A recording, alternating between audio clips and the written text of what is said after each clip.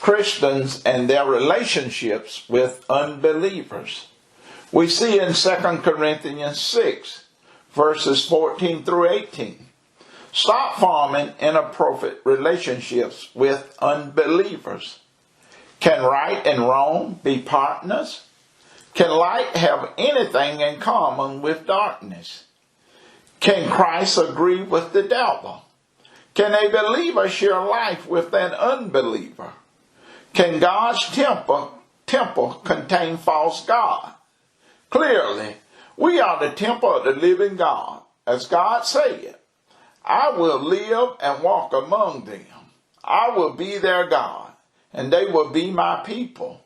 The Lord says, get away from unbelievers. Separate yourself from them. Have nothing to do with anything unclean.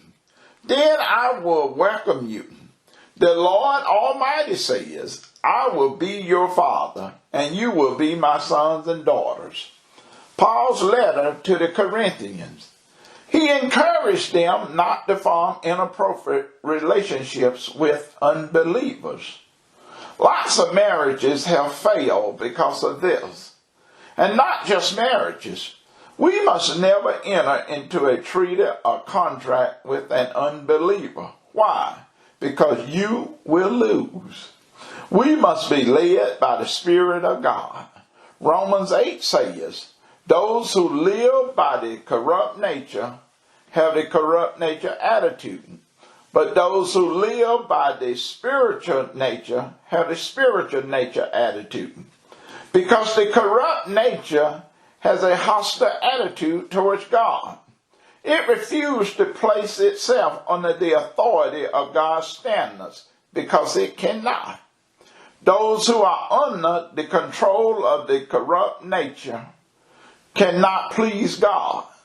But if God's Spirit lives in you, you are under the control of your spiritual nature, not your corrupt nature. Paul puts it this way. Can right and wrong be partners? Can light have anything in common with darkness? Can Christ agree with the devil? Can a believer share life with an unbeliever? We see in 2 Chronicles 16, King Asa, the king of Judah, entered into a treaty with the king of Syria because Israel came against Judah. He refused to rely on the Lord. At that time, the prophet Hannah came to King Asa of Judah and said to him, because you depended on the king of Syria and did not depend on the Lord, your God, the army of the king of Syria has escaped your grasp. Weren't the Ethiopians and Lycians large armies with many chariots and drivers? But when you depended on the Lord, he handed them over to you. The Lord's eyes scans the whole world to find those whose hearts are committed to him and to strengthen them.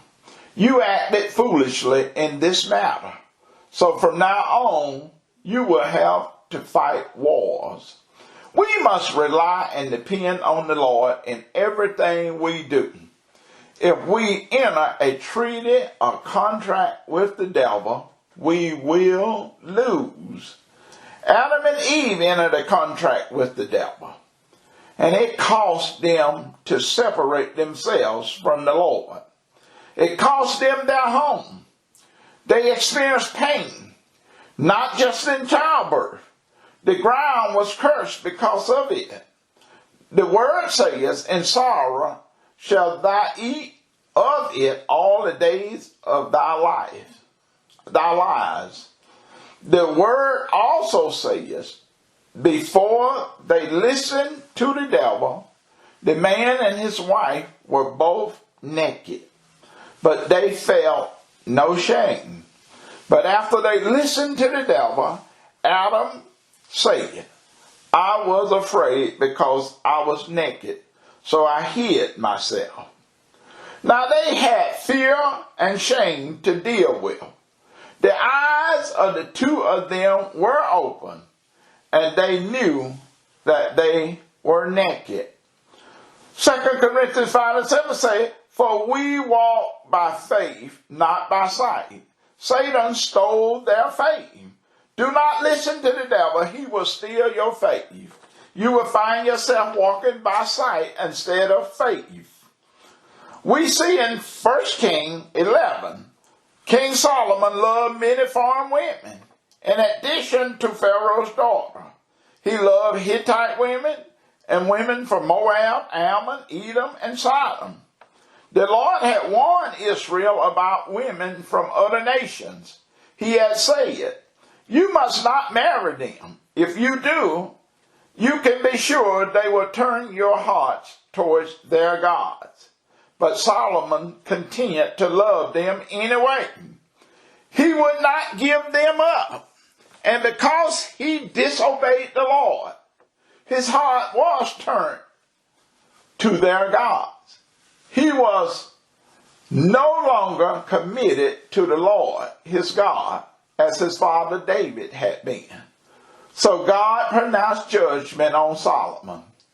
The Lord became angry with Solomon because his heart had turned from the Lord God of Israel, who had appeared to him twice.